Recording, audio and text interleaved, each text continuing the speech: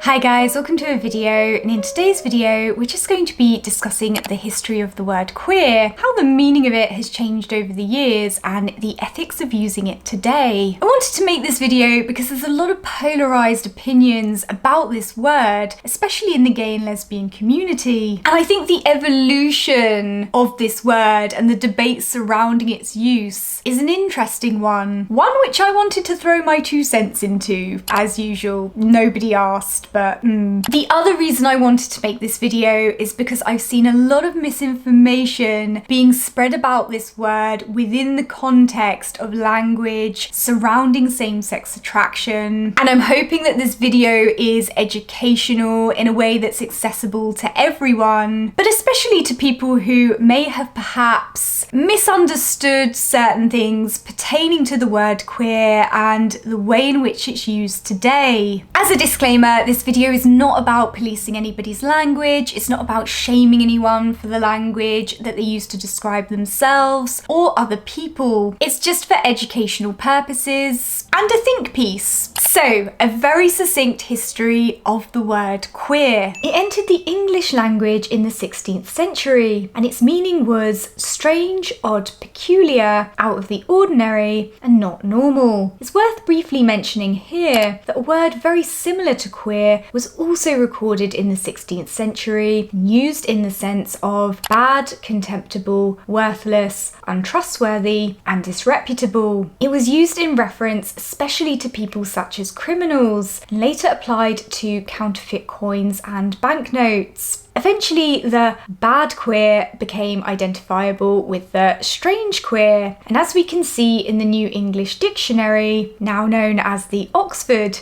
English Dictionary, the definition of the word queer was officially recorded with both of those meanings. Then a second definition appeared in the Oxford English Dictionary in the 1970s, which reads, slang, especially of men, homosexual, also of things pertaining to homosexuals and homosexuality. Although it's worth noting here that the word was used as a derogatory term for homosexuals from as early as the end of the 19th century. It was in fact used in Oscar Wilde's 1895 trial for gross indecency, and there's also evidence it was used as a self-descriptor for people who had same-sex attraction from as early as the 1930s. This is way before the 1970s, 1980s, and 1990s, when activists and community groups started to prominently reclaim the word. Now, the 1990s were particularly relevant to the evolution of the word queer, because you have the introduction of queer theory in academia, and it was here the term began to be employed as a sort of position against anything normative or dominant modes of thought. In other words, anything regarded as normal or the status quo in society, particularly in relation to sexuality and gender expression. Really, it's within this period that the term moved away from its associations with homosexuality and became increasingly more vague. By today's standards, both a homosexual man and a heterosexual man who occasionally wears feminine clothing could both be coined and accepted as queer, and that's largely due to the academic discourse surrounding queer broadening its definition. Now, the academic discourse which opened queer up, so to speak, I feel is one of the main reasons that the word is occasionally met with contempt, especially from gay men and lesbians. And I think this is because where queer was once synonymous with same-sex attraction, it is now ambiguous, and where queer is ambiguous, homosexuality is not. It's also homosexuals, for the most part, who've had the word thrown at them in a derogatory sense. So to then take that word, open it up, apply it to a broader group of people and invite them to identify in that way is ethically questionable given its history as a slur against homosexuals. I mean, would you do that with any other slur? However, objectively speaking, the initial meaning of the word queer meant other. It meant odd and peculiar, and it had no specific associations with homosexuality up until the 19th century. So then from that angle, it seems fair enough to take the word and apply it to anyone who can be perceived as other in society. society. And who can be perceived as other in society, of course, goes beyond homosexuality. So there is a logic to the way that the word is used today. But that said, even if it once had no specific associations with homosexuality, that changed. And it became synonymous with gay and lesbian identity and experience for a good part of history. So it's understandable that some gay men and lesbians would reject the term when it no longer accurately describes them, distorts their identity, and has been taken from them and opened up to everyone else. I also think part of the issue with this word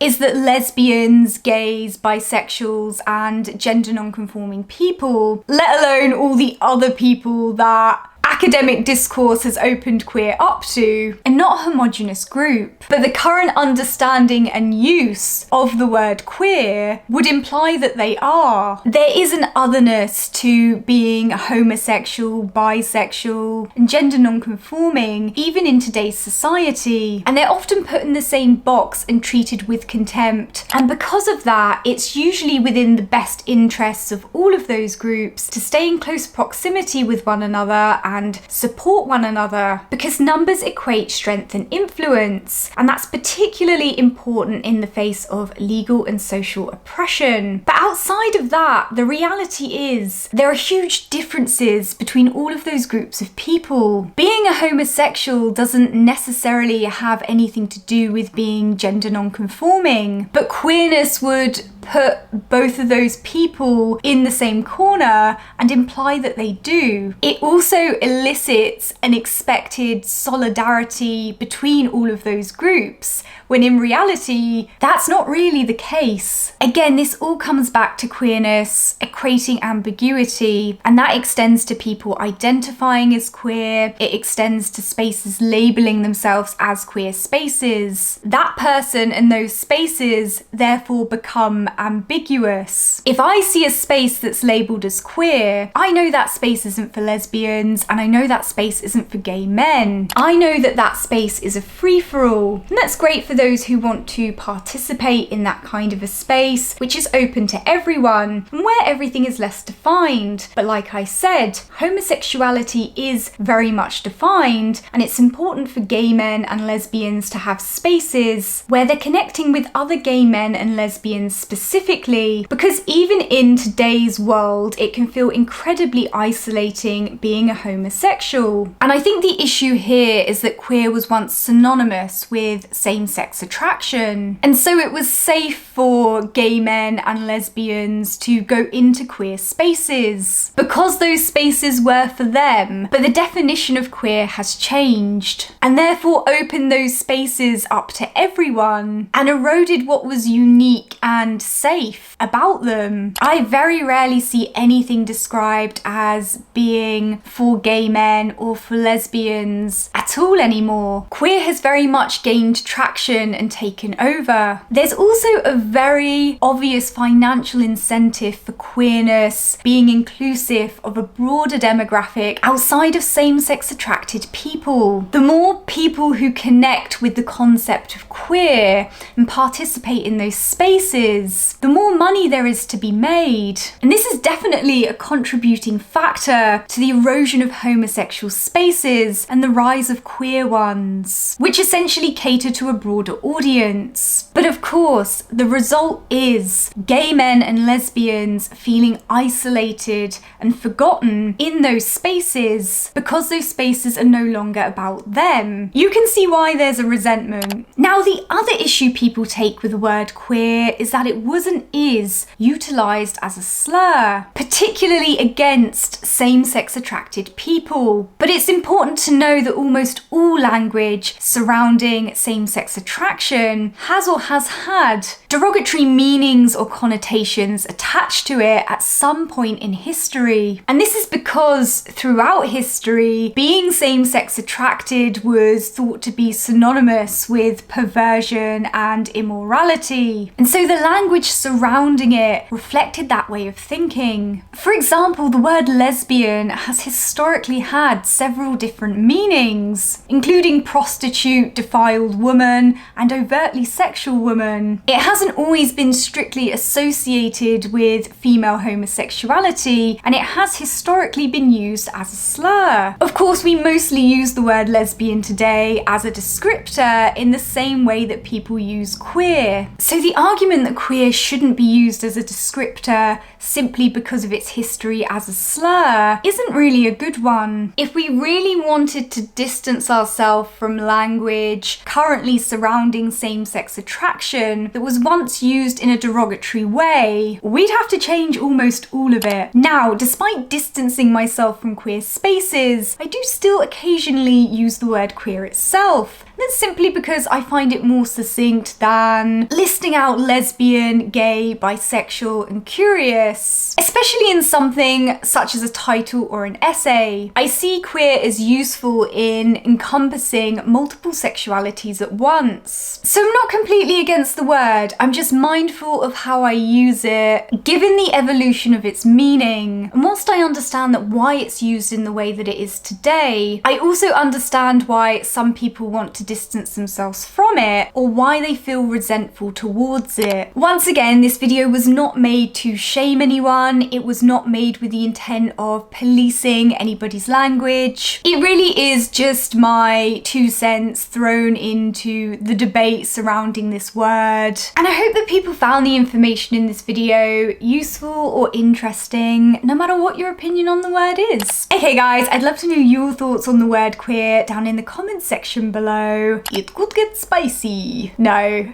If you want to support lesbian content and women's voices, this one. Come and join the Sapphic Underground Club. Just come and join it. It's pretty much just like a monthly tip, or you can leave me a one-off tip, like I'm a stripper. Except I don't take my clothes off and nobody's having any fun. Goodbye.